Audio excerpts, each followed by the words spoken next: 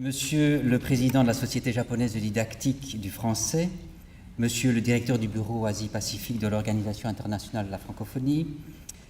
Monsieur le maire adjoint de la ville de Kyoto, Monsieur l'ambassadeur de France au Japon,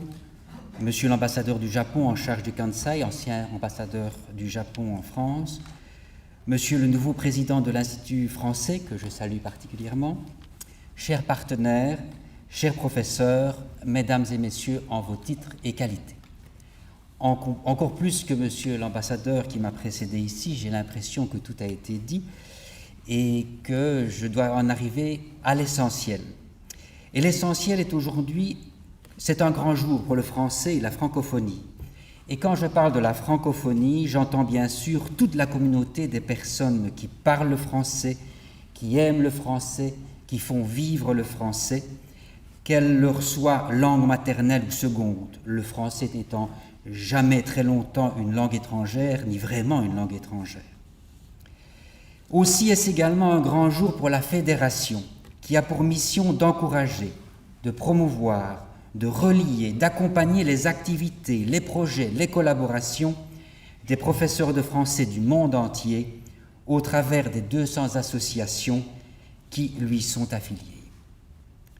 C'est donc à nos collègues responsables et membres de l'association japonaise que je tiens d'abord à rendre hommage,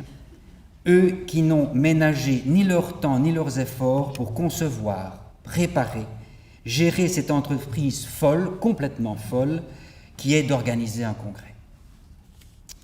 Mais aussi remercier les centaines d'autres collègues qui sont là pour y participer, y prendre la parole,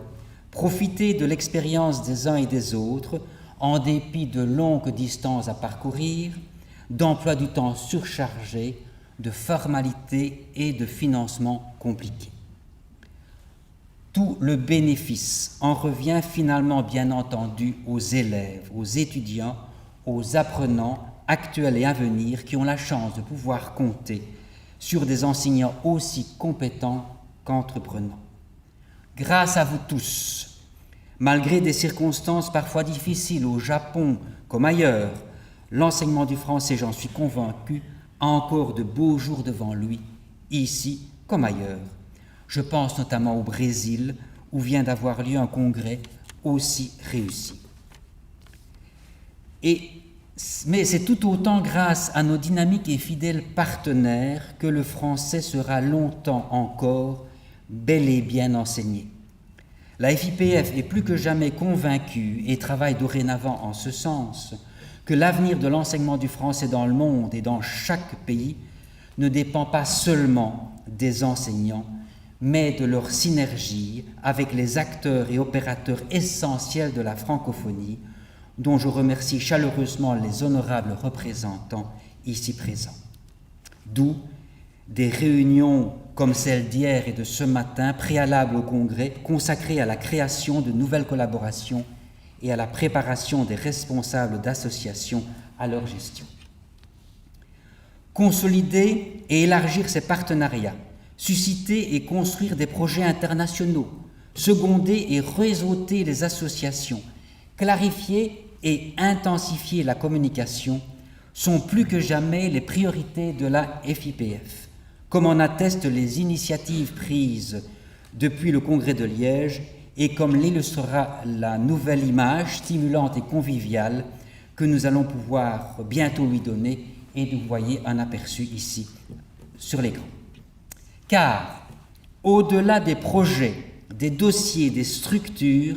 la Fédération internationale des professeurs de français vit d'abord de l'énergie, de l'enthousiasme, de relations personnelles qui permettent et que génèrent les grandes rencontres telles que celle-ci. C'est le cœur de métier, je ne peux pas m'exprimer mieux, c'est le cœur de métier, celui que l'on sent battre à l'unisson des jours comme aujourd'hui.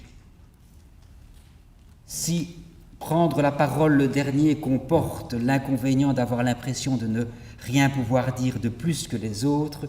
j'ai en tout cas l'avantage et surtout l'honneur de pouvoir déclarer le 4e congrès de la Commission Asie-Pacifique de la FIPF ouvert, que les échanges et les réjouissances commencent et que tout le monde en profite. Merci à chacun et à chacune qui avait contribué et qui allait contribuer à la réussite de ce congrès.